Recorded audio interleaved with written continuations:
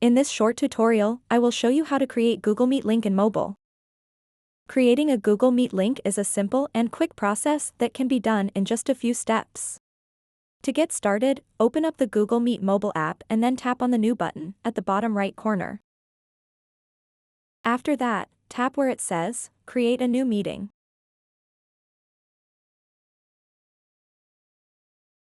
Once the link is generated, you have two options for sharing it with others. The first option is to copy the link directly by tapping on the Copy button. This allows you to paste the link anywhere you like, such as in a message or email. The second option is to tap on the Share button, which will give you various sharing options, including sending it through messaging apps or social media. To join the meeting using the generated link, all you need to do is tap on the Join Meeting button within Google Meet, or tap on the link.